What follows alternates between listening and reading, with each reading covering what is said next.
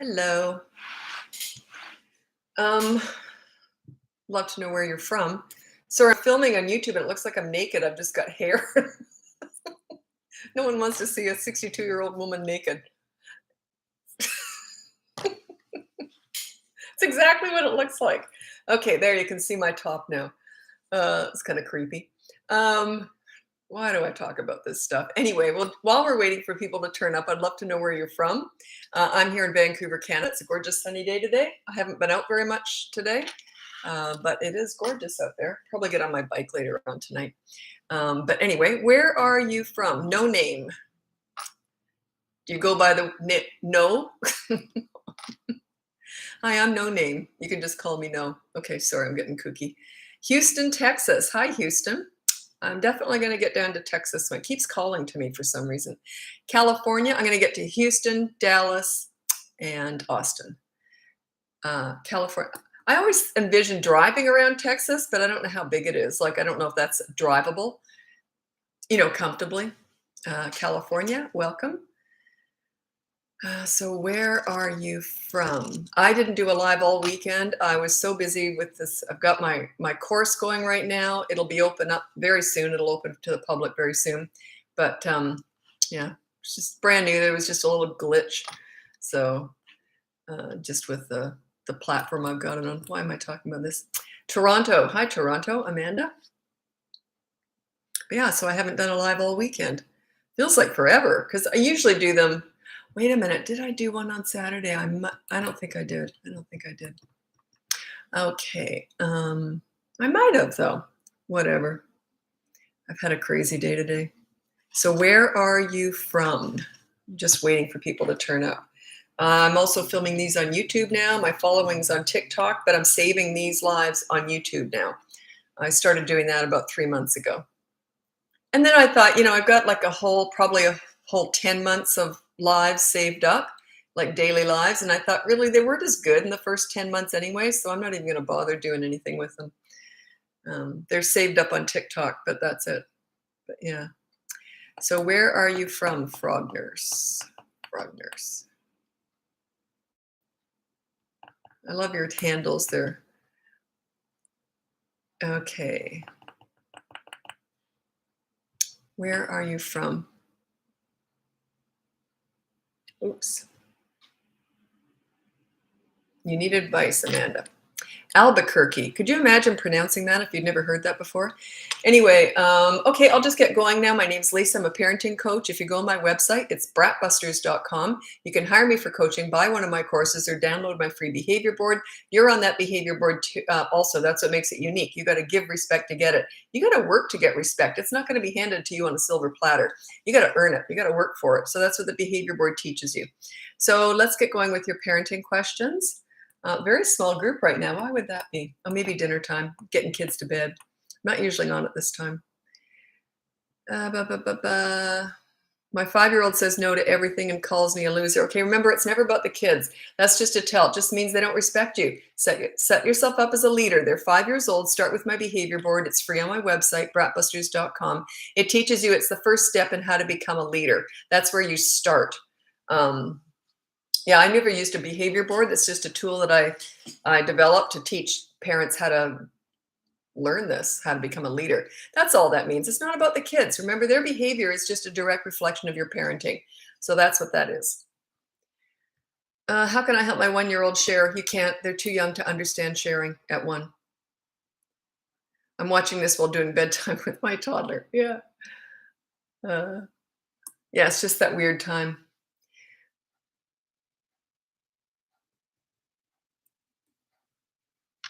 Okay, I'm not getting a lot of, well, I've only got 55 people on here, so yeah, I just haven't got a lot of questions right now. I finished my course. I've just got, it'll be going public like soon.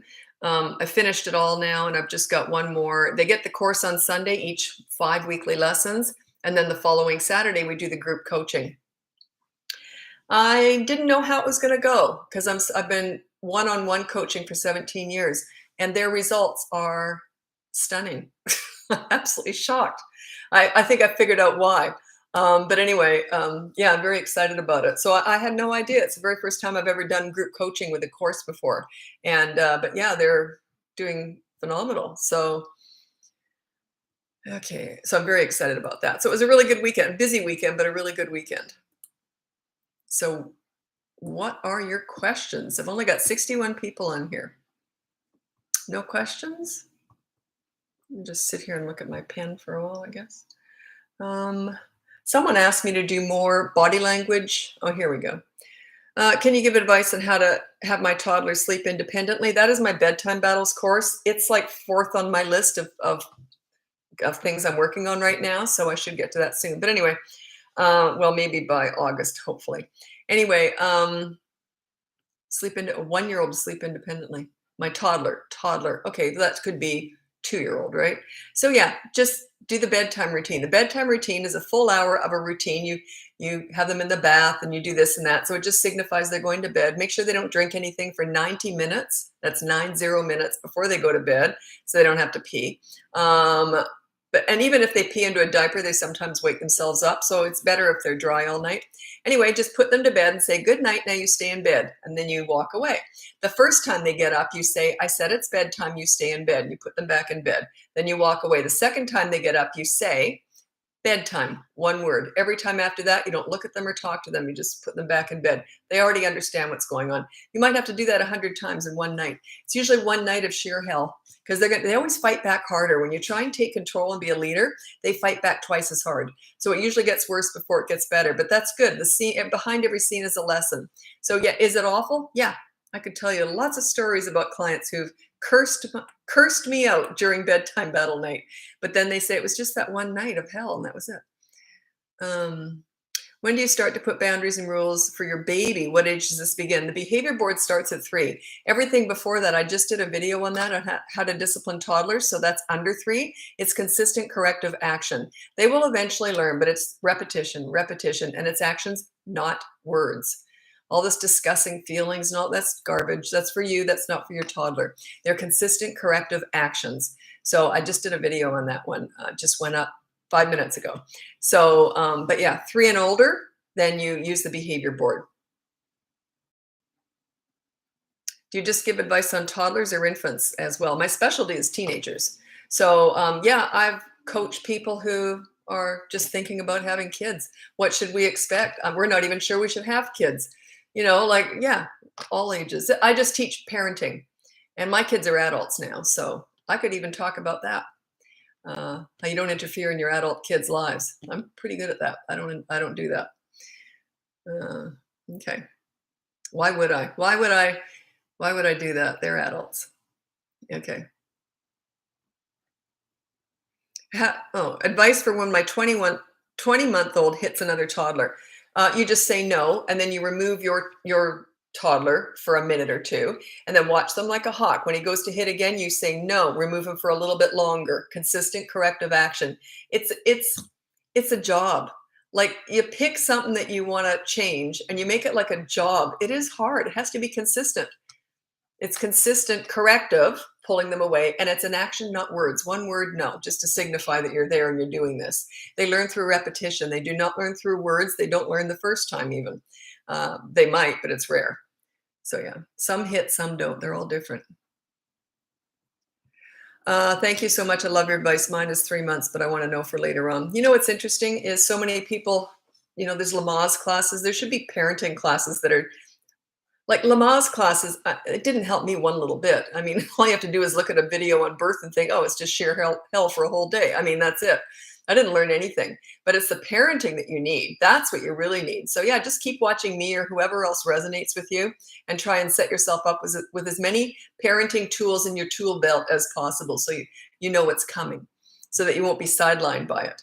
The behavior board's on my website. It's free and it teaches you, there's rules, consequences, and a family motto for everybody. Everybody has a rule, everybody has a consequence, and you just put it up on the board. 1 rule per week, 1. The next week, another one. So now you've got 2 behavior boards. That's 1 rule for everybody on one rule for everybody on the other. Now you've got 2 separate rules. By 3rd week, you've got 3, no more than 3. and you just concentrate. It's just a teaching tool to teach you how to start getting organized. And you're only addressing now you're addressing at the end at 3 weeks, you're addressing 3 different behaviors. When you've done that, you kind of got some confidence going and the kids are starting to respect you a bit more. Then you just do in the moment discipline. Okay. My courses, I'm just finishing it this Saturday, and then it'll be out very soon after that. It'll be out to the public, and it goes through 5 weeks. God, they're doing well. My beta group, I've just got, I think about 10 people going through it, and they're just doing so well, way better than expected. The reason is, I'll tell you why. It's because if people hire me one-on-one, sometimes they hire me for 1 session, sometimes they hire me for 10 sessions. It's like a pacing thing. And if you've got real huge problems, you want to do one-on-one probably anyway. But this is just for the average tantrums and bullying and all that kind of stuff. But I get to pace it out exactly how I want. 5 sessions, 5 weeks, and I've got it all paced out exactly how I want. So it's going really well.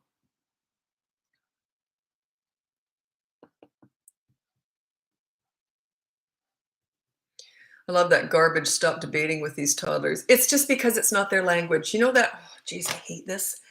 When you get down on their level and you say, use your words, how freaking patronizing is that? They are using their words. Hitting, kicking, biting, screaming, tantruming. That is their words. Don't insult them. Deal with it. You deal with them where they are. Don't expect them to find their inner adult. It's very patronizing. Use your words. They are. Don't expect a toddler or even a child to find their inner adult. They don't have one. You find your inner toddler and understand them. It's your job to understand them. They need actions, not words.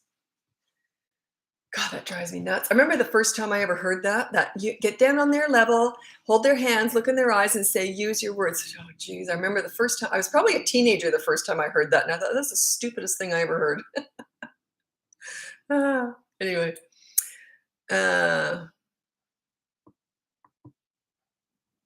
My son has 18-month speech delay. So he's behind by 18 months. Is that what you mean? He has 3 and 1 board, etc. He has started pushing kids advice. Well, speech delay and pushing kids and board, and they're all kind of different things. So I don't really know what's going on with that. Just because he can't speak, is his cognitive ability also delayed, or is it just speech? Makes a difference potentially. So if he's 3, then you can use the behavior board. But if he has cognitive delay, then it might just be consistent corrective actions. So like, could he understand rules and consequences? Then I would put that. I would say no hurting other people. So no pushing, that kind of thing. And then there's a consequence for that. Right, exactly. Drives me nuts too, yeah. There's a lot of stuff out there that drives me nuts. I'm lucky in that I don't know who teaches anything. I don't know. I've never looked at another parenting coach. I don't know anything about what's out there other than what my clients tell me. Because I say, well, what have you been doing? And they'll tell, and I say, well, why would you do that? It's all this trendy stuff, like these mini therapy sessions with toddlers. Geez, give me a break. Anyway, so that's what I'm up against. That's what I'm up against. Okay. That stuff backfires, by the way, down the road. I'm assuming whoever teaches that doesn't have a lot of experience. Like they probably haven't finished raising their own kids yet. They don't know the teen stuff and how to get there. I work backwards. I specialize in teenagers. I want to get you there so that you sail through it like I did. But yeah. There are 2 different major styles with parenting. There's the old-fashioned authority, my way or the highway. I'm the parent, you listen to me. That's the authority parent. The pleaser is what's really trendy right now. Let's talk about it. Let's discuss all your big feelings and big emotions. Roll out the red carpet for you. And okay, so the authority tends to build resentment in the teen years. The pleaser tends to become a doormat in the teen years. They wipe their feet on you. You tend to raise self-entitled, spoiled, like sort of this, it's me, validate all my feelings. And they often tend to have mental health issues more likely from what I've seen. I predicted that 25 years ago. Anyway, no one believed me then. Now they're going, gee, Lisa, you kind of saw that coming, didn't you? But anyway, no one was listening to me then. And if you're going to err on either side, I would err on the authority. They tend to build stronger adults. The pleasers tend to build weaker adults. They expect everything to be validated. You didn't validate all my feelings. Well, I'm just the bus driver, lady. Like, they just, it sort of builds that, these snowflakes. So yeah, it's super trendy right now. I know where it's going. Okay. God bless you. I run my own daycare and I love it. I've had the same kids for 3 years. So you know what you're doing. My goodness, you're so right about that. How do you feel about circle of security? I have no idea what that is. Remember, I only teach through my own experience. I have no idea what anyone else out there is doing. Like I don't know anyone else out there. I was asked to be on a panel of parenting experts, and it was kind of a big deal actually. And they named off. They thought I was going to be impressed by the other parenting experts. I didn't know one of them. Not one. I don't look, I'm very careful. I stay in my lane. Do you know why? Because when I'm insulting mini therapy sessions and use your words, I'm not insulting anyone that I've ever heard of. You see what I mean? Because there's no way I would go and critique or insult someone. If I went on a panel and they were talking about stuff I disagreed with, like I couldn't do that because then I couldn't insult what they were doing because then I would be insulting them. You see? Like how tacky would I be, right? I just don't like that kind of stuff. So anyway, I'm very careful. And sometimes people will send me something, a video, and I bang, if it's someone else talking about parenting, bang, I can't get rid of it fast enough because I don't want to know what anyone else is doing. I'm very careful. See, so I'm not insulting anyone. I don't know anyone. 3-year-old speech delay. Okay. 11-year-old defiant went on gaming blackout, pushes buttons to aggravate. My website is bratbusters.com. Okay, 11-year-old defiant went on gaming blackout, pushes buttons to aggravate. Okay, so when he's got blackout, he pushes buttons. That's okay. Just suffer through it. Suffer through it. He's trying to punish you for punishing him. But when they've got media blackout, do it with them and keep suggesting, hey, do you want to play Monopoly? Hey, do you want to go to the park? Hey, do you want, not an 11-year-old, but you're always trying to, you use that as bonding time with them. They're going to say, no, I hate your guts. Go, fine, whatever. Like allow them to express their anger at you. There's nothing wrong with that. You've already punished them. Don't keep doing it. What was it? Someone came up with something. Oh, no, I don't really want to talk about that one. In the course, someone came up with something that kind of reminded me of that. Yeah, I don't want to talk about that one. I tell a lot of stories from clients, but sometimes if it's too personal, like, you know what I mean? Anyway.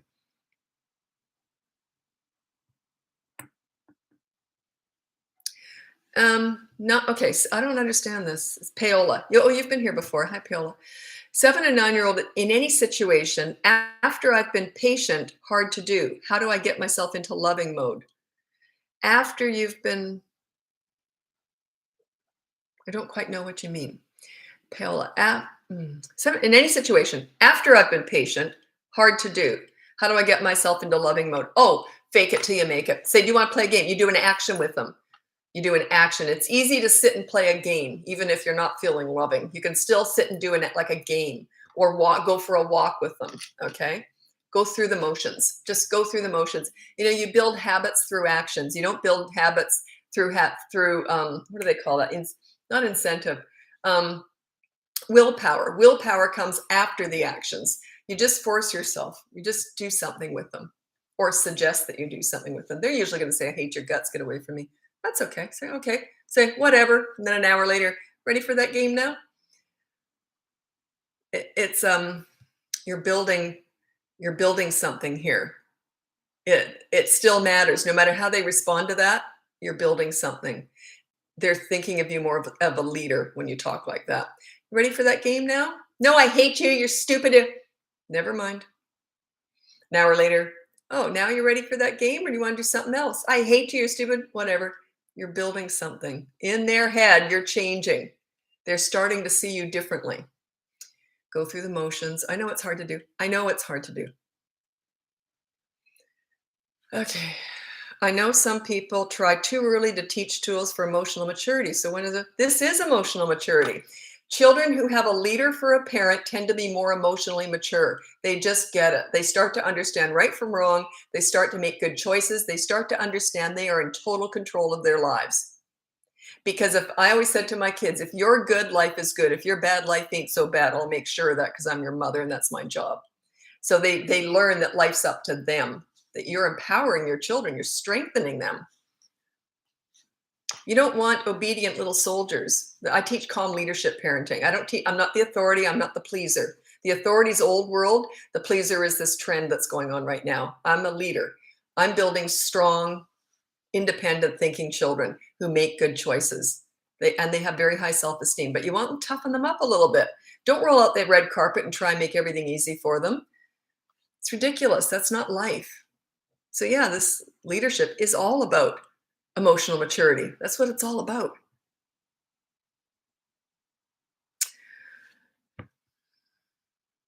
Is it wrong of me to come to my child every time they fuss and cry? That depends. Are they a baby? I would go over to them. Yeah. If they're over 16, 18 months old, maybe I still might sort of wander over, but I'd be real slow about it. Like I don't know what's going on there. So there's too many variables. It's not an easy answer. Well, it is, but I need a lot more information. Like, what kind of parent are you? Does it happen all the time? When are they whining? When are they fussing? When are they crying? Plus, when you are a really good leader, they don't tend to fuss and cry or anything. They're just easy. Leadership instills safety, security, and confidence in children. They just tend to be more emotionally balanced when they have a calm leader. They just are. They can tell you anything. You know how to take charge too. And if they act ridiculous, this would be my mother. If I never had a tantrum, but if I did, or if I ever acted ridiculous, she would have looked at me like this. Are you kidding me with that? I just would have gone, nope, never mind. It would have been like embarrassing. So she just didn't address any of that crap, but she just sometimes would go, are you kidding me with this? I can still remember that. Like, was it? No, never mind. See, that's a leader, right? Paola, yes, I'm back. Always love getting your advice and getting better. Oh, excellent. I'm thrilled to hear that, Paola. Bah, bah, bah, bah, bah, bah, bah. What can I expect from a coaching session? Do you recommend books? Well, I've never read a parenting book, so I can't recommend one. Kids taught me all this. A coaching session. They're done on Zoom. You go pay for it ahead of time, usually 3 minimum.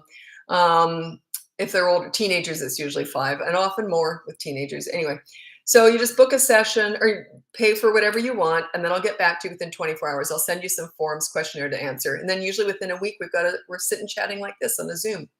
And I'm watching your body language like a hawk, by the way. That's one of my things. I watch body language. When you're leaning in, I know you're on board. When you're leaning back, I'm like, oh, you're not going to do that, are you? And often when I get a couple, one of them wanted to hire me and the other one didn't. And I just love that. You can always tell like that what's going on. One's like this and the other one's like that. So, and I have to pick a leader in that situation. It's not always the one sitting forward. Sometimes it's the one like this. So, but yeah, it's fun. It's fun. And they're just hour-long sessions.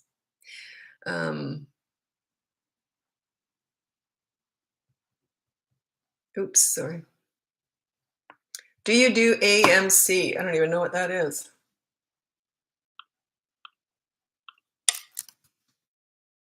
Or is that something rude and I'm looking it up and everyone's laughing at me? I don't know what that is.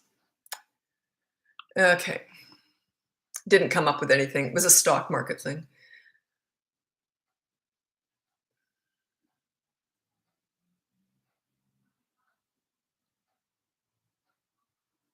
The fact that you aren't willing to learn speaks volumes about. I learned from kids. I went right to the source. So yeah, I was listening to kids, not adults. I was listening to kids. Actually, my favorite age to work with was delinquent teenagers. I learned more about life and myself and humans through mentoring troubled teens than any other human in my whole life. They were phenomenal. I'll tell you, if you can get respect from a troubled teen, that's your PhD right there.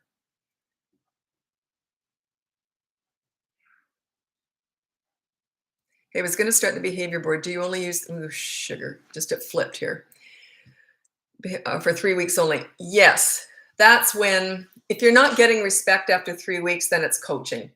After the behavior board teaches you how to sort of do this, but that's just one level.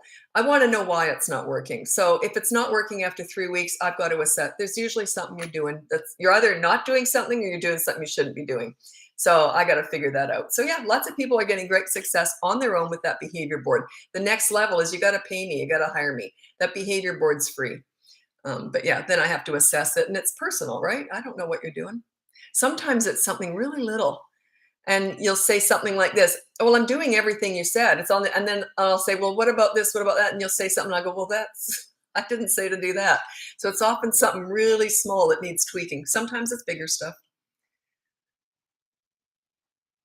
or often it's just talking parents off the cliff. Parenting can be very stressful. Okay.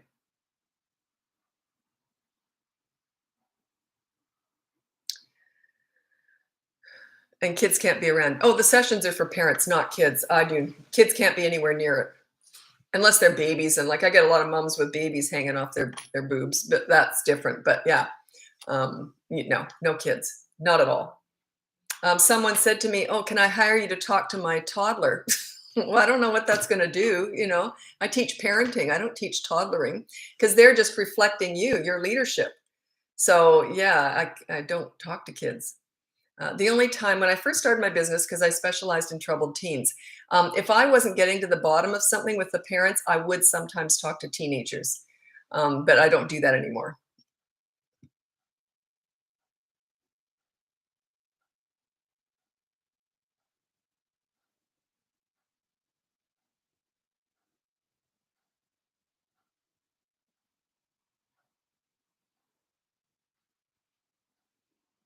Yeah, I've learned so much about children while staying home. Just pay attention and go from there. If you get really good at watching kids, you'll figure them out.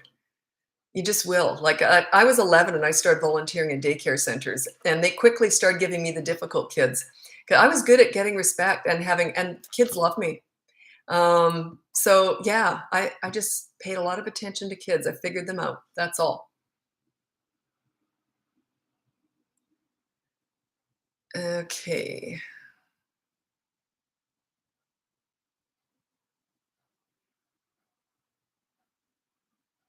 I don't quite understand this. What are some healthy activities to help my 6-year-old son when he's feeling big angry feelings? What's he angry about? What's causing the anger? Children who have a calm leader as a parent don't tend to get angry very often. Their emotions are usually pretty calm because they just feel so safe and confident. So that's what you want. If he's got big angry feelings, what's behind that? I'd figure that out. Why is he? I can't tell you how to solve what I don't know. You know what I mean? And how does he express those big angry feelings? Is it physical? Is it emotional? Does he start to shut down?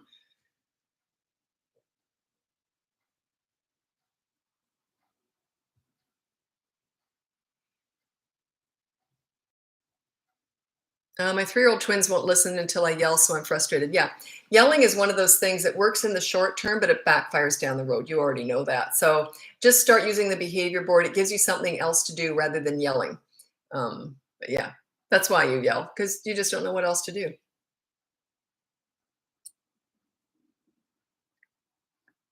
What happens when your kids have many questions about death that you don't know how to answer? Well, just say nobody knows. I used to tell my kids all that stuff all the time. They'd ask me all these questions about the universe, and I said, nobody knows. I don't know. And then I'd say something like this: let's go figure it out. Let's go see if we can find some answers together. I never set myself up as an expert, ever. I was a leader. I was not a know it all. You don't have to know all the answers. I often said, I don't know. Let's go figure it out. That's what my mom always said. I don't know. Let's go figure it out. Am I a bad kid if I leave my kids to play alone? Well, if you drop them off at the park in the middle of the night to play, yeah, you are a bad mom. But if you're just letting them play alone at home, no. Do you have new courses coming up? I just finished my course. I've got one more coaching session on Saturday, and then hopefully after that, oh my God, they're doing so well. Oh, I was so worried about that because coaching one on one is so personal. I thought, are they even going to get anything out of this? They are doing so much better than I thought. I was like in tears the other day, they were just doing so great. I know why. I figured out why it's working, but I didn't see that coming. So yeah, that's for if you have 3 to 12-year-olds, that's what it's for. And they're just doing so great. I was really pleasantly surprised. Okay, because I've only been coaching one-on-one for 17 years. I never did group coaching in a course and then group coaching. I've never done that before. So yeah, they're doing great. Plus, they get to see each other on Zoom. They get to see, hey, wait a minute, you look normal. You're struggling too. So then they feel even more validated. Like it makes them feel great. They're not the only ones. Okay. Uh, no, So with the behavior board, you give 3 chances, 2 small consequences and 1 big. Well, there's no chances. If they break a rule, there's a consequence. The way it works is everyone has a rule and a consequence, but the kids have 2 consequences. Because with the parents, you're going to do the consequence. They may not. The consequence is usually an action. So there's 2 consequences for the kids. So let's say that the big brother hits his little sister. His consequence is he has to do something nice for her. I don't know what. So that's his consequence. If he won't do that, then it's 24-hour media blackout. You see, you take, it's a positive action you start with. If they won't do the action, say that's fine. Now we're going to do the negative deprivation. 24-hour media blackout starts now. Okay, I'll do the first one. Too late. You had your chance. Once you've said that, you cannot go back. There is real power in that stuff. You got to be willing to go through that big scene. That behind every big scene is a lesson. If they think you're afraid of a scene, I have no fear of a scene whatsoever. Because when I say something, it's happening. And if a kid ever said to me, "I don't want to, you're not fair," I just, whatever. It was your choice. You chose to break the rules, so it's happening. Like, there's no negotiating with me. Once, because they already understand. There's a rule. You break a rule, there's the consequence. It's all written up. They've seen it. They understand it. It would be like getting a speeding ticket and fighting with a police officer. I'm very accountable. I was raised kind of similar to the way I parented, with a lot of accountability. And I would never argue a speeding ticket, not in a million years. I just wouldn't. One of them I could have, because I went through I've only had a couple. My whole life I've been driving for 50 years or something. Anyway, it was about 10 years ago, I got a speeding ticket in a school zone, but the branch on the tree had broken and I didn't know there was the speeding, I didn't see it. I could have argued that. You know why I didn't? Because I thought, I've sped before. I deserve it. So yeah, you show your kids you're accountable. Don't argue speeding tickets or parking tickets or anything. So, and then they'll learn to be accountable. My kids grew up watching me and their dad also. We're very accountable. So yeah, we do something wrong, we own it. And that's all this is all about. Own your actions, own your behavior. You're teaching them to own it. That's all. It's like, it has nothing to do with me. You chose to break that rule, so this is happening. I hate you. Whatever. Yeah. Treat it like a business transaction. There's no emotions when you're disciplining. It's just a business transaction. Yeah, and there's no chances.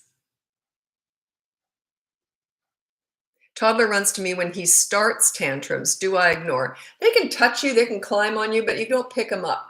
I always used to say I'd peel them off, like, just like I don't even know they're there kind of thing. It really is important to ignore the tantrum.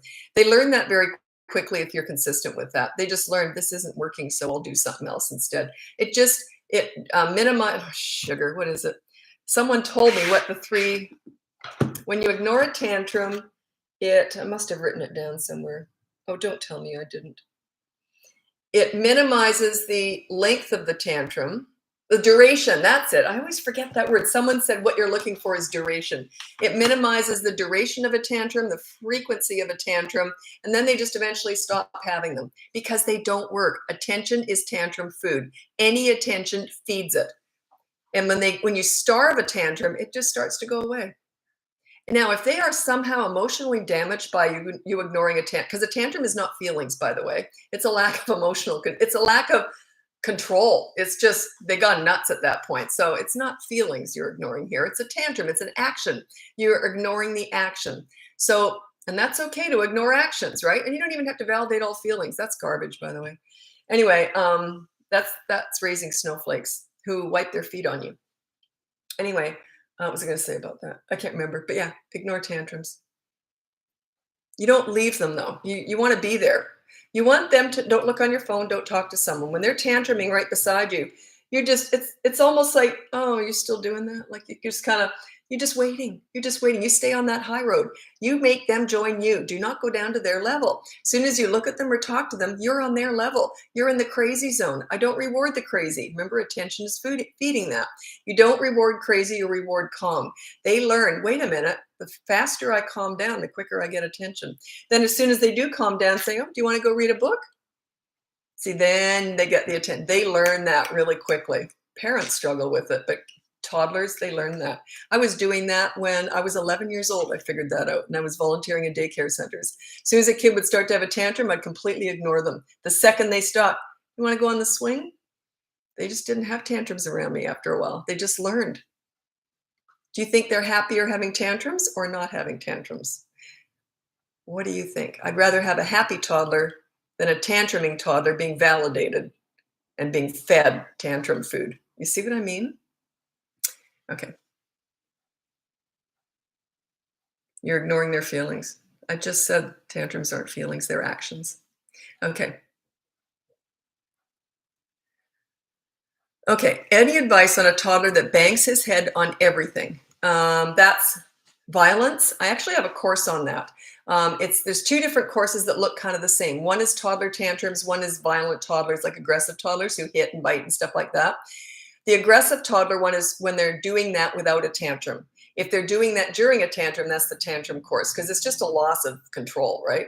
And so anyway, but if they just generally are banging their heads, then that might be that course. But it's just restrain them, hold them. You got to stop them from doing that. I've had parents that I've recommended they get those foam helmets because it's usually a stage they just go through. They eventually learn maybe I shouldn't be banging my head on the floor because it actually hurts. But they don't know anything when they're little. They're just like, they're just crazy when they're little. They're just developing. Oh, toddler that climbs absolutely everything.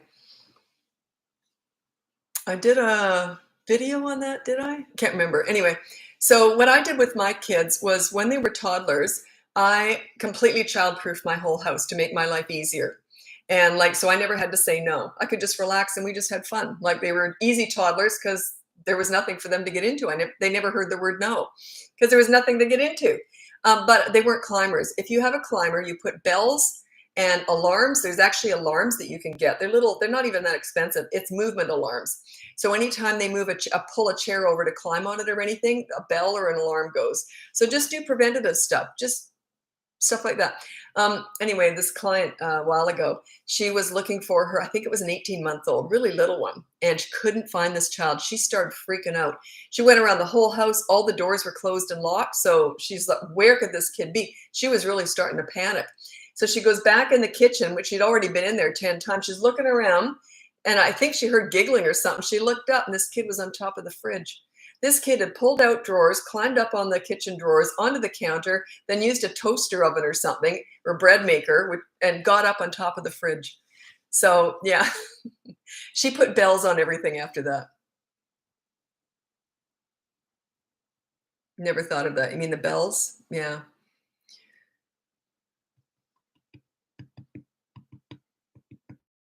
I got a million ideas. It was funny because I was working with someone last week and they said, well, you never told me that before. And I've been working with them for like many weeks now. And I said, well, I've been doing this for 51 years. I can't possibly tell you everything. And but I guess they thought that in all the weeks we've been working together, they would have everything I've learned in 51 years. So we both kind of laughed at that. And I said, well, I've got 51 years of information in here. Hi, how are you? Hi, Shan. I'm great. My toddler's figuring out all the child locks. There's all sorts of different levels of them, so I'm sure you can find something.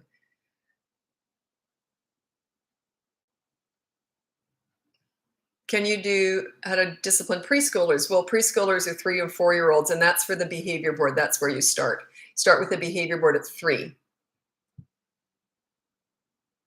That's when they're starting to get that frontal lobe. They can think before they act. Under 3, they tend to just, they're impulsive and they work off of urges, not thoughts. Okay, so they're all about urges and they just do it. Like, hey, maybe I should walk off a cliff or walk in front of a bus. They have no concept of consequences. So can you talk about the board more? Okay. The board is very, very simple. There's a whole course on it. It's completely free. It's on bratbusters.com. For every member of the family that's 3 and over, I even put babies on there, and I just say just be a baby. So I like to include everyone on that board. But if a parent does not want to be on it, do not put them on there. The parent that gets all the respect will be the leader on the board, and the other parent will soon get on board usually. So anyway, everyone has a rule and a consequence. So if you yell, your rule is always no yelling. If your kids hit, their rule is always no hitting. But you never put attitude on there. Like you never put stop being sassy. You can say no bad words though. No name calling, no bad words. and no hitting. Those are two things, but they're not attitude. Attitude is stop being huffy, stop whining. You never, and stop yelling. You never tell a kid to stop yelling. And one parent put, and I even said not to do it. I don't know why they did it. It was someone I was working with, and I said, never put something like that. And they put down no more disrespect. How on earth? You can't command that. You have to earn that. So anyway, no, and that's attitude. You can't just tell them be good. That's the rule. Be good. It has to be very specific, and it's usually an action. So it's either something you want them to start doing, like maybe put their dirty clothes in the hamper, or something you want them to stop doing, like hitting or whatever. So it's usually an action, usually something you want them to start doing. But yeah, that's how that works. And then the consequences, so if you yell, you have to do something nice for them. You have to play a game, whatever they want, for 30 minutes if you yell at them. And it's when you're available. You don't do that when you're supermarket or something. But that, and then their consequences are they have two consequences. The first one is as a positive action. So they do something bad, they break the rule, then they do a positive action. They sweep the floor or something. If they won't do that, then you resort to the negative deprivation, which would be something like 24-hour media blackout. And once you've said that, they might say, well, I'm not sweeping the floor. Fine, 24-hour media blackout starts now. Okay, I'll sweep the floor. Too late. Not fair, not fair. You'll know next time, won't you? You see, and even if they run and sweep the floor, media blackout's already happened. Once you've said something, you have to follow through with it. As soon as they say no, they're not going to do that once, say, fine, you don't have to do it. 24-hour media blackout starts now. Do you understand? Great, okay. Don't say, do you like that? Just say, do you understand? Let them have a fit. That's their own process. Allow them that. Mean what you say and say what you mean. You have to be willing to follow through. I'll tell you something. I've done a lot of stupid things. One thing I did was we're going down. We lived in Australia, Brisbane, for most in Sydney and Brisbane. But anyway, we're in Brisbane, and my son was about 4. And we're driving down to Dream World. We get there. I'm meeting friends with her kids. You know, you got to bring your own cars because you got all these car seats. So anyway, we meet down there. It's an hour's drive down the coast. It's like Disneyland. It's called Dream World. So anyway, we were all meeting down there, and my son just had a miserable look on his face. He was just in a mood. So I said to him, stupidly, I should have just ignored him. I said to him, because he would have got over it. I said to him, if you don't put a smile on your face, we're going home right now. And my friend said, uh-oh, because she knew I would have. And as soon as it was out of my mouth, I'm like, oh my God, how stupid was I? Like as if I would have to drive home. I would have. And I would have, because when I say something, it's happening. Anyway, so he went like this. And it was a phony smile turned into a real smile like that. So, but anyway, yeah, if you say something, it has to happen. Don't let them talk you. This is what a lot of parents say. Okay, fine, we're going home. Okay, I'll smile. Okay, then. You just lied to your child. You see, you just lie. It's like if you allow them to talk you out of that, once you've said we're going home, you have to go home. Oh, that was stupid. What do you think about the book 1, 2, 3 Magic? Never read it. Never heard of it.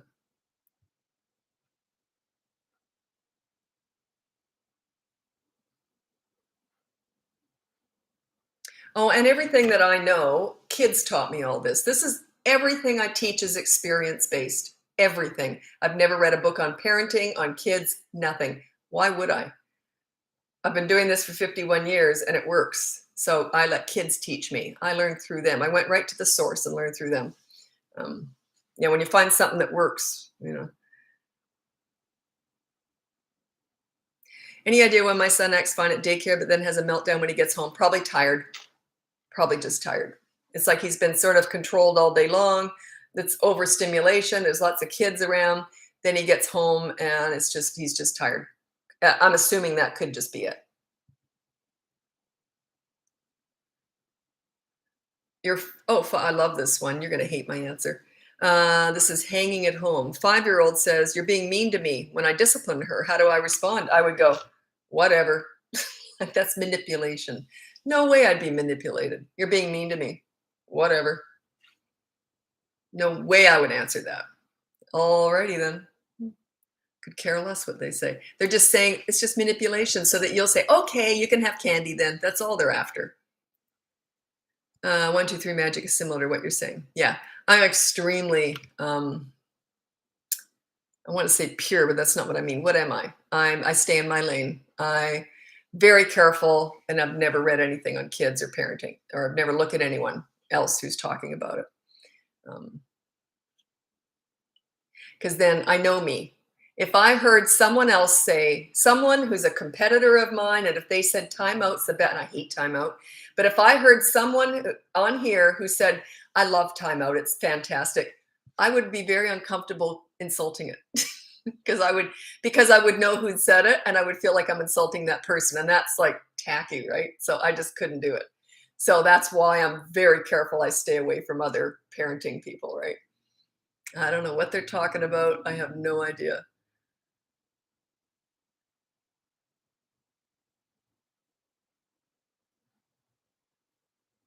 How do I get my 2-year-old to stop jumping off the couch? He's so cheeky. Mm,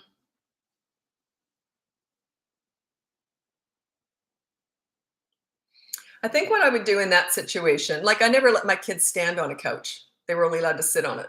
So if they're 2 years old, as soon as they stand up, I would say no. Consistent corrective action. No standing on the couch. That's for sitting. Give that a go. Sometimes you have to think ahead and prevent stuff from happening. Okay. What to do with my 3-year-old hitting me while I take him to the car because we need to leave? Yeah, that's fine. They're going to do stuff. If you know he's going to hit you, and that's kind of he's hitting you because you got to get him in the car. Just get him in the car anyway, because you're kind of winning. You're kind of taking charge at that point. So try and prevent him from really going for the jugular. But anyway, so just get him in the car, click, get him in there, and then ignore him. Just ignore it. Because you're already winning. You're already taking charge. You're getting him in the car. That's the leadership part of that. You always want to come out the leader and that way, because they need a leader. They're little kids. I said to someone, everything's very different with teenagers because you want them to be their own leaders. You're only teaching them about discipline when they're little. You want to have self-disciplined teenagers so you don't have to discipline them, right? That's what I did. My kids were self-disciplining. I would say by the age of 3.5 to 4, they were self-disciplining. They just knew right from wrong and made good choices. And if they made a bad choice, they'd tell me and say, how about no TV tonight, Mom? Because I did that. If they fessed up like that, I'd usually say, oh, that's too much. Just brush mommy's hair for 5 minutes. Like it was that easy because they're very proud of themselves when they are self-disciplining. It's a sense of pride.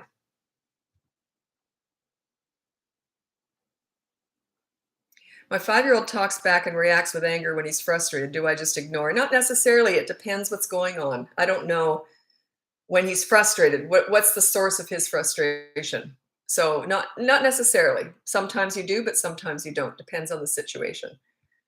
How can I take a pacifier away? I'll tell you what I did. My son was 18 months old, and I let him have the pacifier till he was 18 months old. I wanted to take it away sooner, and he was very dependent on it. He had a chain, and I mean, he was just had it all the time.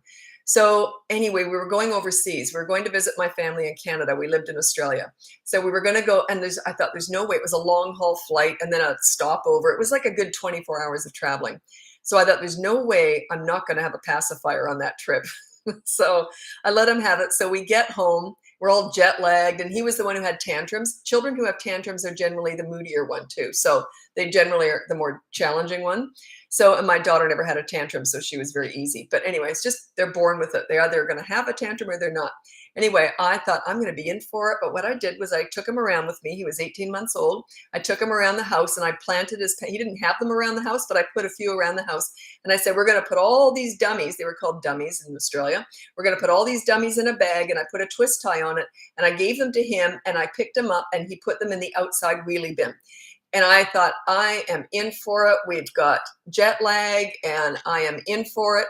He never once asked for one. Not once. He every so often he'd go like this, and then he'd look over at me, and I'd go like this. I didn't notice a thing. He never once asked for a dummy. Now, would that happen every time? No, I don't know why he did that. I have no idea. But that's what I did because he knew. Plus, he knew when Mom said something, that was it. He knew. He was already kind of respecting me at that point. If Dad had done that, he might have cried for one, but he knew I was never going to climb into that bin and get it. He just knew. Dad was would give in more likely. I was the disciplinarian. 2-year-old throws everything when she's angry. Oh, they generally don't do that at daycare because they usually do it when to get attention. At daycare, they don't get the same attention. They just learn that not to act like that. Oh,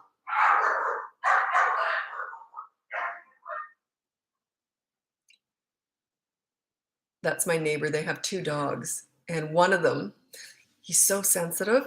If he can smell this other dog in the hall that he hates, that's how he acts. He hates this other dog. He's terrified, and he should be. He should be terrified of this other dog. Anyway, that's what just happened. The other dog must have been in the hallway. Um, okay, throws everything. Which just every time they throw something, say no. Consistent corrective action, say no, and put that thing away. Put it away. Just say no and put that thing away. Every single time. It's a stage. They grow out of it.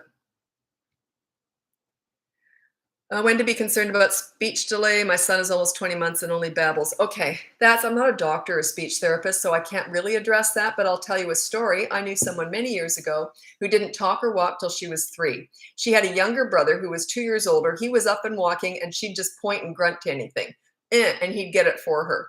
So she was just a very laid back. She's in her 70s now. She's still very laid back. Well, she might be 70, I don't know how old, but anyway, she's very laid back now. So she just wasn't in a rush. But when she did get up, mom and used to tell this story about her. And they said when she did finally get up, she just started talking about everything and reading and running and just in one day because she'd just been saving it up. So I'm just saying, don't worry too much about the milestones. They are just averages. They're just suggestions. So, but yeah, if you're really concerned, then take them to a doctor and have them assessed by someone who could assess them, but it's not uncommon.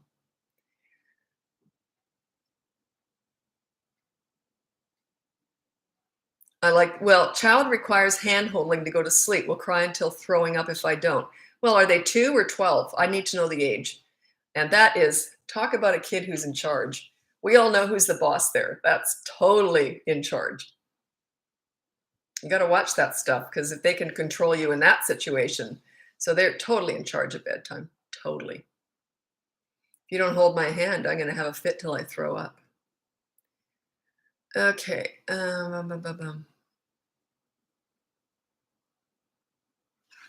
When everything is no at age 3.5, even to food, toys, fun, they usually love. What? Well, does it really matter what they say? Like, I don't know. You'd have to give me one specific example and I could answer that. If they're saying no to everything all the time, I don't know what to say to that. Like, I need context around that to give you an answer. When my 2-year-old gets upset with me, he says, bad, bad mama. He heard that from his cousins. Oh, well, wouldn't bother with that. Wouldn't bother me at all. You don't. He's 2. You don't. The 2-year-old needs handheld. Oh, they throw up. You'd have to go through one night of vomiting. There's no way I would get into that. No way. No, I wouldn't. I would just put them in bed and walk away. Then the second time you go back, when they get up, you say, no, I said it's bedtime. Put them back in bed. The second time they get up, oh goodness. The second time they get up, you say bedtime. Every time after that, no eye contact, no talking to them. You just keep putting them back in bed. They might throw up. It's worth it because they'll be controlling you forever if you allow that.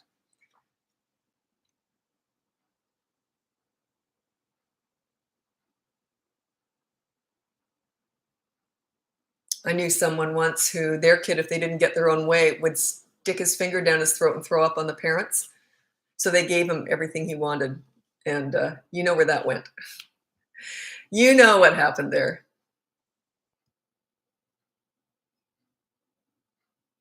Toddler constantly wants to be held. But yeah, I don't know what to tell you. So what you're asking me is, should I let them be in charge or not? That's what you're asking me. Should I let them lead me or not? No. By the way, if they throw tantrums that easily, they're not happy. Like they're not children who throw tantrums just because they don't get their own way. They're not happy. They need a leader. They want a leader because it makes them feel safe and more level. It levels them out more.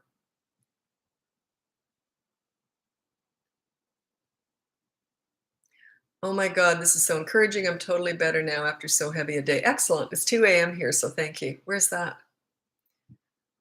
Oh, you could be in Australia. No, no, that's backwards. When I was in Australia, I always added 8 years. I always had an 8 hours, and then I took a day away because we were what would that make it? Geez, 16 hours ahead there. Germany. Oh, okay. I'm glad 2 a.m. Wow. I can't stay up past midnight. How do I get my child to clean up more? If they are 3 and over, put it on the board. Say follow chore chart, and on the then you have a separate chore chart. But the rule is to follow the chore chart, but make it easy, make it really simple. Okay, to get in the routine. You can add to it later on. Be fair and reasonable too. And when you say clean up, I'll tell you what I did with my kids. They knew they had to make their bed, put their toys away, and put their laundry away and their dirty clothes in the hamper every single day. Took them probably 2 minutes. I'm a minimalist. I'm very organized. And I did laundry every single day, so it was never piled. Everything was like minimal, like everything was easy and doable. And I did a toy rotation system. They never had hardly any toys out because I rotated them. So their rooms are already kind of empty anyway. And that's why they never get bored either, because they've always got new toys coming in and out. It's not like the same old stuff they're looking at all the time, because I wanted them to learn how to focus, and they learn how to focus without all that junk or everywhere. So make it doable. Do they have too much crap in their room, and is it too hard to do? Is there toys everywhere? It's overwhelming. So make it fair and reasonable. You got to be fair and reasonable with your kids. Like you're a leader, but a leader makes things, you set your children up for success, not failure. I know, and I often say this when parents say, well, they won't even clean up their room. And I say, well, show me. So they'll walk me in and show me the room. And I'm thinking, I love cleaning, but I say, I wouldn't even want to do that. Like, you be fair and reasonable. You do the first big clean, do a toy rotation system, have everything all organized. Like my kids knew there was an empty hanger where the shirt went. There was an empty spot where they rolled up their shorts. Like everything was just so organized and clean and minimal. So it was doable. They had no problem. It was like under 2 minutes, literally, probably less than 2 minutes to do everything. So set them up for success, not failure. She has a lot in her room, always messy. Yeah, that's not fair. You clean that up and organize it. Declutter it. Make it fair and reasonable. I'm really glad I found you on TikTok. Your videos have been really informative. Thanks. I'm glad I can help. That's why I'm here. That's why I do these lives especially. I'm here pretty much every day doing these lives. How do I teach my 15-month-old to be gentle with my 2-month-old? You don't. They're going to learn. It's very normal for a toddler to be very jealous and violent with a newborn. It just is. Just keep the newborn away from them. Do never leave them alone. You supervise constantly. They will eventually learn. But yeah, I can't help you with that. They're just a baby themselves, really. I know they're bigger, and you look at them like you're probably expecting too much. Can you imagine being only 50? You've only been in the world for 15 months, and for the first 12 of them, you were kind of a blob in the mattress. Like, you know what I mean? They just have no context. Like I had a friend who had a really gentle little boy. Like both of our little boys were really gentle, so that's why we hung out a lot. We never had to watch them because they were both easy. And anyway, but when she had her new little baby, her 2-year-old, who was a very gentle, sweet little boy, picked up the newborn, threw her on the floor. He had no concept of he could kill her. He had no concept of life and death. So it's the expectations. I wouldn't have trusted him. You know what I mean? Like, you just never expect, you're putting the baby's life in a toddler's hands if you're not supervising them. It's not fair and reasonable. So yeah, they just won't. How do I start a toy rotation system? There's lots of different ways to do that. I have videos on that, actually. I'll do another video on that one. You put away about 90, let's say they have 100 toys, put 90 of them away. And keep out the big stuff, though. And never put comforting things away, like a favorite blanket or anything. Never put that, and books, you don't usually put those away. And also, I did my books, and plus, when I told my kids to clean, they had to hang a shirt up, but it didn't have to be perfect. I went in after, I'm not OCD, but I'm very fussy. Most people think I'm OCD, but I know I'm not. I've been assessed, I'm not. I'm just really fussy. So I like everything organized. And then when I said, put your books away, they just were all on the shelf, but I like them all in order of, like, then I would go back and fix them all up. So anyway, I'm just saying that don't expect them to do it as perfectly as you want. I did the extra stuff, but they just had to put them on the shelves. So anyway, put like 90 to 95% of their toys away in a toy rotation system. And you tell them, look, we're going to do a toy rotation system. If they're young and they're not going to be on board, my kids just would have gone, okay, fine. But if they're not on board with this, then say, look, I'm going to get you a new toy. But in order to get the new toy, you have to help me box up all your other toys. But you can keep 5 of them out, and then you'll get a new toy. See? So, and then say once a week, we can rotate and you'll get 5. We'll put those 5 away first. and then we'll get 5 more out. My kids wouldn't even ask for a toy rotation probably every 3 months. We were busy, we had other stuff going on. So yeah, um, they have the best thing in Australia. I don't know if they have them here. I've never heard of anyone talking about them here. They have what they call toy libraries. Attached to the regular book library was a toy library. And what you would do was all free. And you could get these great big, huge, the big doll houses, the big Fisher Price slides, and like huge, big things that you'd put outdoors and big pools and everything. And you could I think you got them for 3 weeks. I'm not sure. So it was all free. And so my kids always had these big giant things coming into the house every week. I'd change them out whenever they got bored with it. So, but yeah, you can look into stuff like that. There might be something in your city. But yeah, what a great idea, eh? I remember when we first moved back to Canada, I'd never been a mother here. I'd been a mother for like 15 years in Australia. I'd never mothered here in Canada. It's very different. There's a lot of things that were very different. Okay. Yeah. Such a good question. What about categories like Barbies or Ninja Turtles, where there are a group of toys, all out or pick? Yeah, no, you keep them all together. But if they have huge groups of toys like Lego and then all the Ninja toys, I might put maybe one group of them away, but don't pick and choose at all. Keep them all together. Like all the Barbies can stay out this week, and then next week you can have the Ninjas. You know why it's so important to do that? It also teaches your children self-discipline and focus. Children who have very few toys in front of them tend to focus on the ones that they do have in front of them. And also, I kind of ran our house like a daycare center almost, or no, a school. I had activity time. Okay, we're going to be making Play-Doh. Let's get to the kitchen table. And then we do Play-Doh all afternoon. There was nothing else. They couldn't get up and leave or anything. This was an activity we were going to do. So they just learned how to focus on certain things. They felt there was stuff to do. I never just said, go off and play. It was like, okay, well, let's do that. How about you play Lego now. I put all the Lego in the middle of the room. So there you go play with Lego now. So I'd pull it out of the shed. You see, it was like, here's an activity you can play with here. So yeah, I was always kind of leading. And they love that. They love it. Children need a leader. They desperately need a leader. If you don't provide that for them, they're going to be susceptible to bullying, peer pressure, the drug dealer on the corner, the internet, the Kardashians. They're going to go searching out a leader anywhere else if you don't do it. So you want to be the leader. And the more you can kind of make life fun and keep them busy and, sort of organize things and, okay, here's what we're going to do now. I always sort of talk like that. Okay, and now what we're going to do is this, okay? So how about we pack that up first and then we'll do this. So, but then if I used to say scram, if I said, mommy needs her own time, scram, and they'd just go off and do something because they were secure. They had stuff to do. But if it was a messy, I'm not big on toy rooms.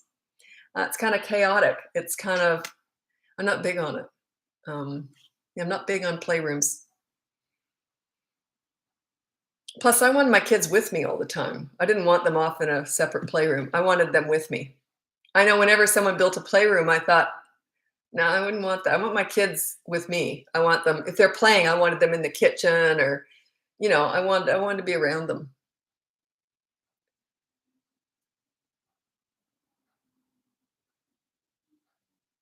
Okay. Does ignoring tantrums work for an autistic child who is delayed in speech communication? Maybe not. That's more of a specialty. I only deal with that in coaching. If you want to work with me, it's on bratbusters.com and it's one-on-one coaching. And it's not one session, it's at least 3 because we're going to throw mud at the wall in the first week. The second week, we say what stuck, what did and what didn't work. So we've got to assess the situation because every autistic child is very different. I don't know where on the spectrum they are. They all have their own unique sensitivities and, so.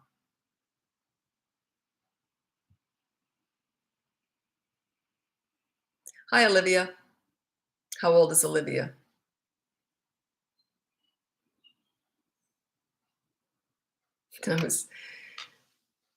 Is it really autistic? What does that mean? My toddler might be autistic, but he talks normal, keeps eye contact. Oh, don't ask me. I don't know. I'm not a doctor. You'd have to have him assessed. I don't know. But parents, I always say, you kind of get a gut feeling if you think your kid's autistic. You just kind of get a gut feeling. But you could be wrong. So that happens too. I have clients who've had their kids assessed. And Oh, I can't go into it too much, but because it was just a recent client, so never mind. But sometimes parents are wrong. Just because a kid doesn't listen to you doesn't mean he's autistic. There you go. That's the lesson you can learn from that one. Hello from South Africa. Hi there, Lauren. I love your accent.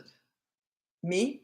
It was funny. I lived in South Africa. I lived in Australia for about 20 years, and I never had one North American friend. No Americans, no Canadians, not one in 20 years. All my friends were Kiwis, Aussies, or Poms usually, right? So anyway, so I never picked up an Australian accent in all those years. You'd think I would have, wouldn't you? No, I mean, all the slang, yeah, but not the. I never picked up the accent. It was really weird. My husband was Australian. I mean, my kids were Australian. And my son, when he went to pre or kindy at 3 years old, the teacher couldn't understand him because he had a Canadian accent. And she couldn't understand it because a 3-year-old's hard to understand anyway, unless you're the parent. She literally didn't have a clue what he was saying because he talked just like me. Whereas my daughter, she didn't have a Canadian accent because she had her brother to talk to also. So it was, you know what I mean? It was funny. One thing, I just don't understand it. Mm.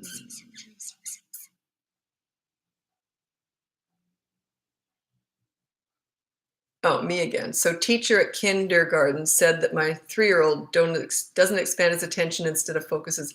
I don't know. It focuses on one thing. I don't know what's going on there. Um, sometimes parents will say to me, like if I'm coaching, they'll say, well, I really think he's autistic. And I'll say, if you hadn't said that word, that wouldn't have crossed my mind. Like not one thing that you've said would have led me to think, is that child autistic? But I'm not a specialist. I've worked with a lot of autistic kids, but I'm not a specialist. Some of them you go, yeah, you might want to have that one tested. And boy, that's a hard conversation with a parent if they don't even think about it. That's a tough one. Okay.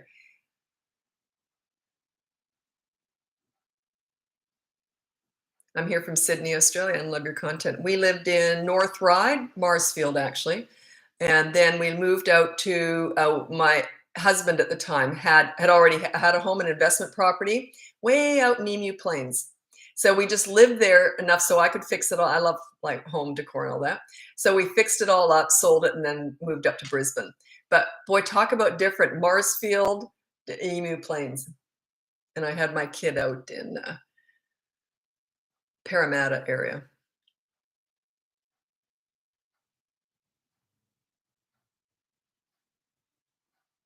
No, no, my son is not autistic. Okay.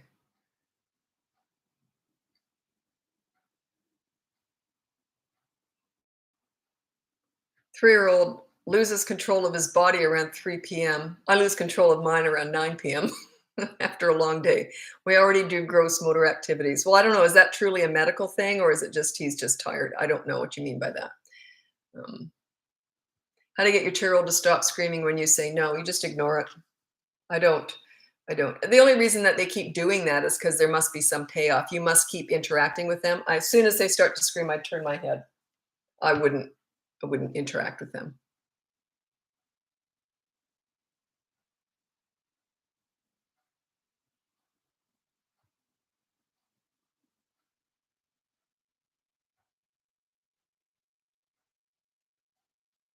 I'm just going to look up something here, just a sec.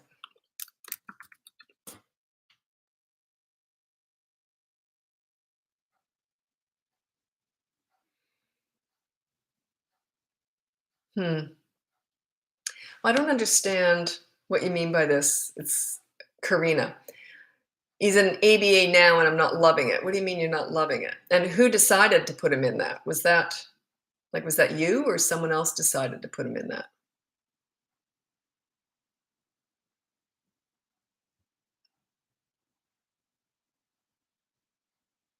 She also screams and her baby sister cries. Should I ignore that too? Yeah, I kind of would. Yeah, it's just become a go-to. They do what works. They tend to, like if it's getting attention, they'll keep doing it. Um, yeah, I wouldn't really address that. I might just say no, and then I turn away. So she might not connect why you're turning. So make sure she connects why you say no and then turn away.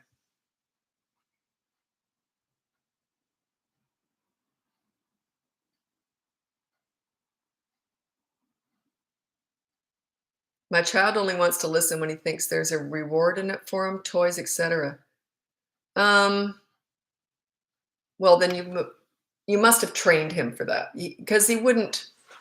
It wouldn't. He wouldn't even think to do that unless you'd done it in the past. I had a client. I can't be too specific here. They were convinced that their child. I can't say anything about it. Actually, it's too specific. But anyway, yeah, they were working very much on their reward system. And this went on for years. And it was really hard as they got older. So I don't reward good behavior. That's the reward chart. I just expect it. I used to tell my kids, if you're good, life is good. I'll make sure of that. If you're bad, life ain't so good. I'll make sure of that too. So in other words, they just had a good life. Like, I don't reward good behavior. That's my baseline. I don't reward kids for not being rude or not being naughty. You know what I mean? Like, that's ridiculous. A reward chart says, and you're rewarding for good behavior, you're just giving them bribes and rewards. A reward chart says you're normally rotten, but if you should happen to be good, you'll get a reward. I don't reward good behavior. That's my baseline. I just expect nice kids.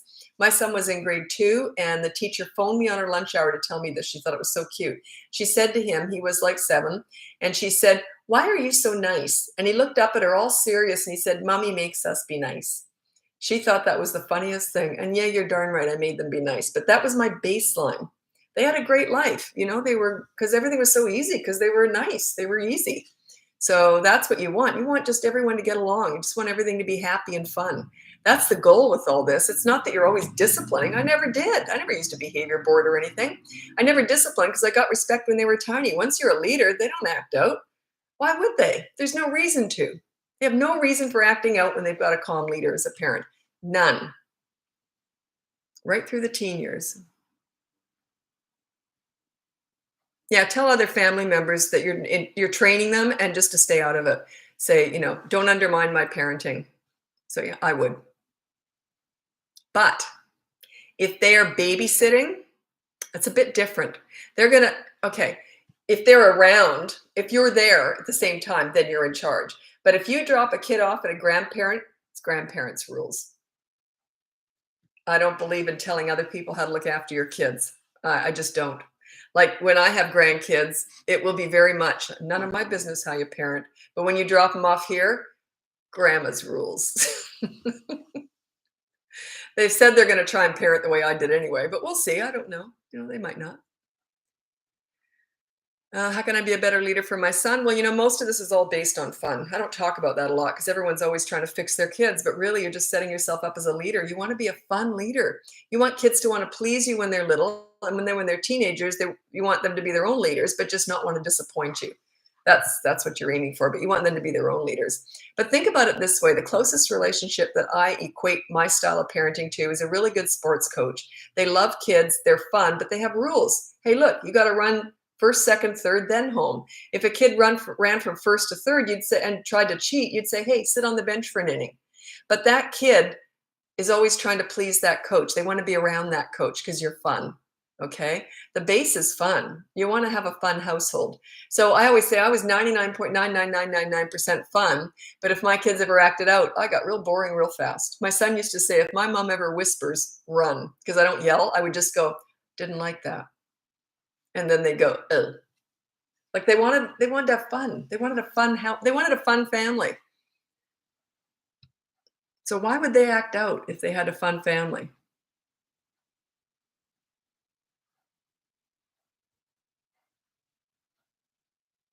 So many things happen in coaching, and I always think, oh, I should talk about that. I should, and then I get talking about other stuff and I forget. I wrote something down here. I thought this was really,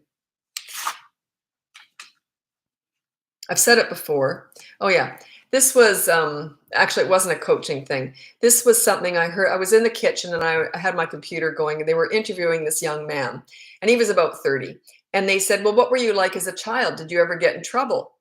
And because he was talking about his parents, he said he just really looked up to his parents. They were very close. He told them everything. And then they said, well, did you ever get in trouble growing up? And his response was this: I couldn't get back to my desk fast enough to write this down. He said, quote, I never did anything wrong because I was happy. Happy kids are nice kids. If your kids are acting out, do they look happy?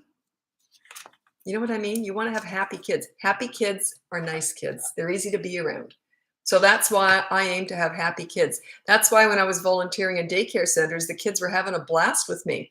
But if they ever did anything rude or disrespectful, I got real quiet real fast, just for a few seconds. I go, didn't like that. And I'd just sort of I'd look down for a few seconds. They didn't like that. They like fun Lisa. So be fun. Enjoy them. Find ways to enjoy your kids. Hi, I'm coming from the ignoring tantrums video. Is 6 and 3 too late to start that? No, it's not too late. At 6 years old, you might want to say something like this because they're 6. If they're still having, tantrums usually stop at 3.5 or 4 because at that age, they only do what works. So tantrums have to be working for a 6-year-old to still be having them. I'd say something like this. Hey, I messed up. I wasn't a very good parent. I've learned now that whenever you're upset and you lose control, like a tantrum, I'm going to be ignoring that from now on. It's better for you, better for everybody. So I might, at 6 years old, I might say that. Never say it again, though. Just say it that once. Say, so I will be ignoring your tantrum. You can't just change with a 6-year-old, and it's kind of almost not fair. Because yesterday you were negotiating and talking to them, and now all of a sudden they're not even there. Like it's sort of almost unfair at that age.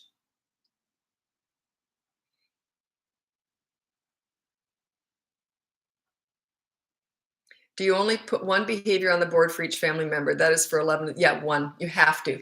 Because, like, if I went into your home, I would do everything in one day.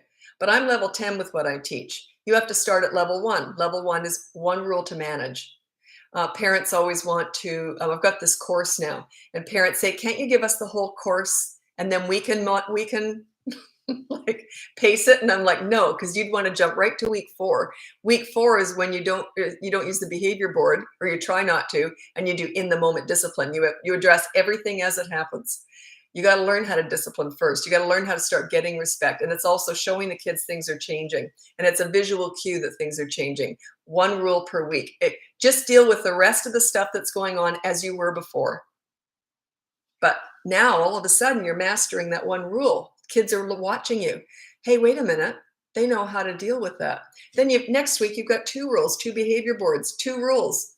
And they're like, oh, they're starting to figure this out. Your kids are usually going to get worse before they get better, by the way. I don't care what your kids are doing. It's about you. You just make that, you follow through. When I say make it work, it's not about the kids. It's about you. Follow through. The 3rd week, you've got 3 of them. 3 behavior boards, 3 different rules, right? 3 different rules. Now, at that point, usually you'll start to feel a shift. You'll start to feel more empowered, and the kids are going to pick up on that. And things usually start to get easier. Then you move into in-the-moment discipline. You deal with everything as it happens. But because you've already got some clout, you've already sort of built some respect. Yeah.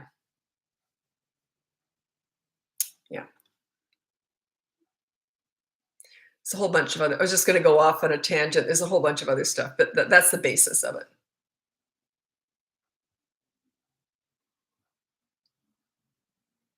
Oh, good one here. How to get teens and preteens to help clean the house and do outside work without a fight. Okay. You put down a chore chart. And then you say on the behavior board, say follow chore chart. Keep those chores consistent. Have to easy to do, make it easy. And if there is a fight, say, well, you don't have to do it, but here's the consequence. You know what I mean? Like, they don't have to do the chores, but if they don't, there's a consequence. That everything's up to them. I always said to my kids, it's your choice. I never had a behavior board, but I always said, if I ever had to dole out a consequence, which was very rare, but if I did, I'd say, they would literally go, oh, shoot, yeah, okay, how about no TV tonight? They did it themselves. They were self-disciplining.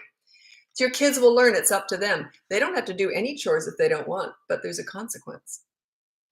You see? Fight with them? Oh my God, I would never do that. I would never repeat myself or anything, ever. Leaders don't do that. Yeah, I wouldn't fight. I would just say, well, there's the chore chart, and if you don't do that, there'll be a consequence. And then they didn't do it. Okay, the consequence is, okay, I'll do my chores now. Well, they weren't done when they were supposed to be done, so the consequence is this. You got to follow through. There's no way I would, because then if they say, okay, I'll do it now, and they didn't do it in the time that they were supposed to, then there you have to remind them. So then it becomes your problem. You become part of the problem. I don't do that. And then they say, that's not fair. Well, we just forgot. We'll do it now. Well, you'll know next time, won't you? Oh, hi, Allie. Just want to give a shout out to Lisa's group coaching. It is phenomenal. You've been a godsend. Oh, have you been on here? Have you heard me talking about this? You guys are just doing so much better than I expected. I had no idea. I didn't know how that, this is my course that I've got my small group going through. It'll be open to the public soon.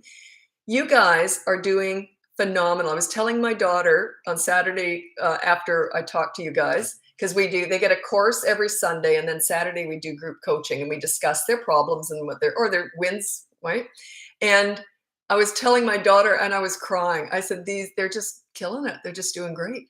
Fantastic. So yeah, that's on you, by the way. That's like, you're doing that. You're putting in the work, right? Pat yourself on the back. Good for you. Thanks for mentioning that. Yeah, and I figured out why you guys are doing well, because one of the reasons is that you've got each other to look at. You're not the only one going through it, right? And they all look normal too. Like, people think, well, I had parents say, well, I always feel like such a loser. And I said, you know how many winners are struggling? Like, really successful people out there in the world, they're running big corporations, and then they have 2 little children like this big, and they're falling apart. So parenting, the reason why parenting is so difficult, then it's more difficult than anything else. A huge portion of my clients have child development degrees. They're teachers, principals, social workers, child psychologists. It's because parenting is personal. It's different. It's different from any other relationship. You can never divorce your kids. They're in for life. You love them more than you love yourself. They're a part of you. It is personal. So you need someone sometimes to get that separation on what you should be doing, rather than just working with your feelings and your heart all the time. When you're disciplining, it's more your head, not your heart. You just got to reason through it. So yeah, but anyway, yeah, you guys are just doing great. I couldn't be prouder. I was literally crying when I was telling my daughter. She was so happy for me. Okay, what's going to be the price for your course? I've got it down right now for $497. I've got people helping me out, and they said $497. Actually, they said more. The problem is that, and they said, well, where's your heart in this too? Because not everyone can maybe afford more. Most people are saying it should be $11.97. And I said, there's a lot of families out there that I want to be able to reach too. So I don't want to just be, getting to the ones that can afford that. So $497 is where I sat.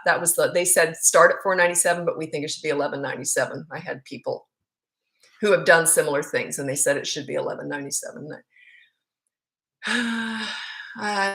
It just doesn't sit right with me. So anyway, it'll be $497. Okay.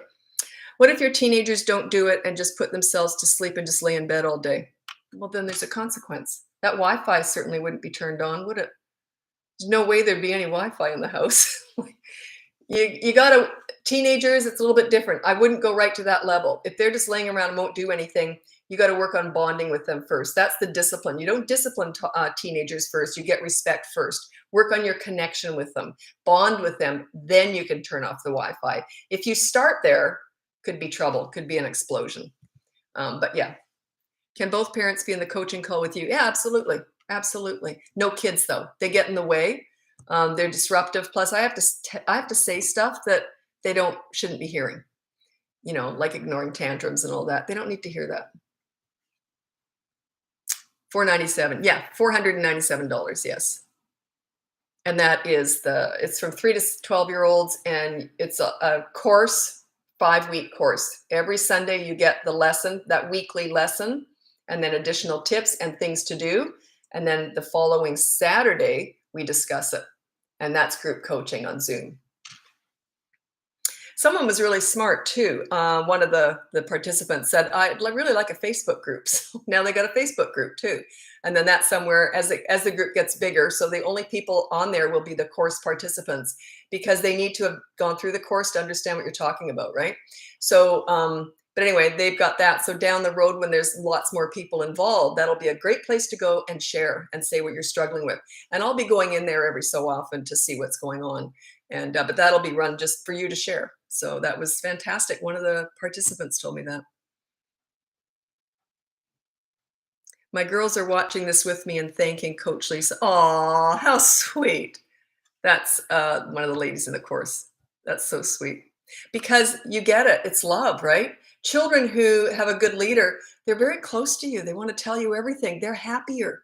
Kids with leaders are happy. My mother was very much a leader.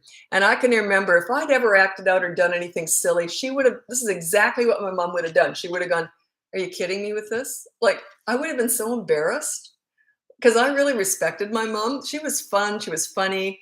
I was best friends with her, but I would have been embarrassed to disappoint my mom. You know what I mean? Like it would have been embarrassing. So that's what you want. You want that. You sort of, they want to be better for you and then for themselves, and they're happier. You bring out the best in your children, is what I'm saying, because you want everyone to be happy. It's not about having obedient soldiers at all. I never really told my kids what to do. They understood that they make a good choice, life's great. They make a bad choice, mom will come in and make sure that they learn from it. Okay. How do I sign up for the course? It's not open yet. I'll be doing a big announcement. It's not open. I've got one more week. And there was one glitch, of course, this week. Anyway, I won't go on about it. But week 5, of course, I had a glitch trying to get that out there. So it has to be perfect before it's going to be sent out there. And that's why this first group that went through, they paid $300 for the course.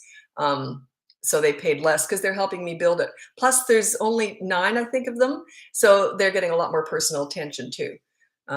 But it's great, you know, because I've got 2 or 3 of them that are really wanting to talk about everything. And that's what you need. Because when I'm just talking to one of them, it's like a mini coaching session. Everyone's watching and learning. So because you're all in the same boat, right? So you're all watching and learning. And it's great. It's fantastic. I'm enjoying it more than I thought I would. I'm loving it, loving it. Okay. Would you ever release a course that's self-led? I've got mini courses. One day I will. Yes, one day when I get old or older. I'm only 62. I'm just a young thing right now.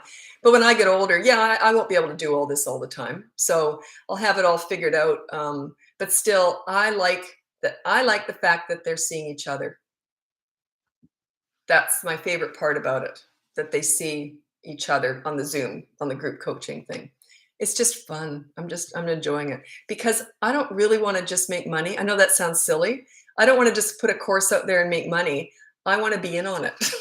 I want to see you. I want to hear your wins, your losses. I just want to be in on it. I want to be part of it. So it's kind of selfish too. I like to be part of it. Does that make sense? Like I'll write a book one day, I guess, but I wouldn't be a part of that then, would I? Why is that? Why do I want to be a part? I guess because I love what I do so much. I love talking to parents. I just love it because I feel like I've got a lot of maternal stuff in me and my kids are grown and gone. So it's like I get to mother. It's all that maternal stuff that I get to feed off of that. I love that. I love looking after you guys. Love it. Yeah, but I mean, when I'm 82, 20 years from now, I'll probably won't be able to do all that, right?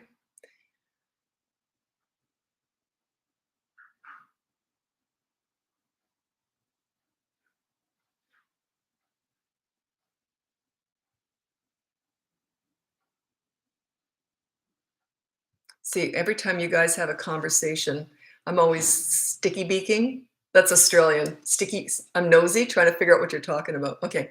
How to be a fun leader. Okay. I don't talk a lot about this because I don't know. No one ever asks. The goal is to be fun. And I don't mean to, I was crazy. I was the crazy mother. Guaranteed. I was was nuts. But that was always my style. Not everyone, and oftentimes clients will say, well, fun isn't what people would call me. So I don't want people to feel bad that they have to be crazy. Like I used to put underpants on my head and chase the kids around and like I was nuts, right? I was the mom down at the park rolling down the hill getting nauseous with, I was just that kind of mother. So that's why I don't talk about it a lot. There's lots of different ways to be fun. You can be a really good storyteller. You can be really good at dancing. You can be really good at cooking, at making things, crafting. There's lots of different ways to be fun. Gaming, different games. We used to play balloon tennis a lot, pretty much every single night. Then we'd have arm fart competitions. We did that a lot. So I did a lot of, and you always bond with kids in their world. Luckily, I'm very immature. I'm very toddler-like. So I like all that stuff. And teenagers are my favorite age by far. They're my absolute favorite age. I just like them. I've always liked teenagers. I just find them fascinating. So that's why I mentored troubled teens. And, but I used humor with them. But yeah, you find your own style, but have fun with your kids. You bond with them in their world, not yours.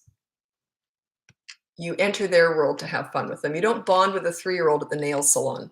You go to the park and have a swinging contest, stuff like that. There's a lot of power in that because when you're fun, they want to please you. They just do. They feel good about themselves, that you're enjoying them in their world. They feel great about themselves. Their self-esteem is through the roof. They just have a lot of pride because they're nice kids and that you actually enjoy them. But anyway, most parents say, well, I can't because all they're doing is tantruming and that. Yeah, you'll get there though. And you'll notice on my behavior board, your consequence, if you yell, you have to play with them for 30 minutes in their world. Something like that. Game of their choice, the whipped cream in the face or whatever. So it's also connecting with your kids. That's why you have to make sure you break your own rules so that you have to do the consequences. And then a lot of parents say to me, yeah, but then playing with them is a punishment to me. Like not one kid has ever said that. Not one kid cares about that. They're just thrilled that you're playing hide and seek for 30 minutes. They don't go, well, you mean being with me is a punishment? Not one kid. I've been doing this for 17 years. Not one kid has ever said that. They're just so thrilled that mom and dad are chasing them around the house. You know what I mean? Like they're just thrilled. I find that when the fun behavior stops is when the attention-seeking naughty behavior begins. Okay, you're not getting the balance right. Because that's all I ever did. When I was working with kids, I had no leverage. I couldn't take media away or anything. So all I did was stop the fun. But I know what you're saying. I know that you're just not a leader yet. You're missing something there. You haven't got the balance right. I'm assuming that when you play with them, you let them get away with too much. That's a bit of a tell for me. They get naughty to be in charge again. You're still in charge of the fun. It's their choice, but you're still watching their behavior. Like if you're playing hide and seek and one of them hits the other one, it stops. So you see, you probably let them get away with too much while you're being fun. That's a tell. I'm guessing that's what's happening. But yeah, it's a balance issue. You got to figure that out a bit more. If you want my help, you can hire me. It's bratbusters.com. Anyway, I should get going. My mouth's getting really dry. And I have to get to the gym. I haven't been there today. Anyway, I call it the daycare centers. I go to a muscle gym. So it's me, and I'm 62 years old. It's me and a bunch of young muscle guys. So I call it the daycare center. But they've got such great equipment there. And that's where my trainer goes to. So, and my daughter goes there. So yeah. Okay. Your levity is super inspiring. Been a great mindset shift. It's just common sense and experience, right? It's just common sense. Because I've been doing this for so many years, it just makes sense to me. Times change, but people never do. The way I interact with kids has never changed. I always lead with fun, and expect the best out of them. If I don't get it, I know how to correct it. But I always expect the best from them.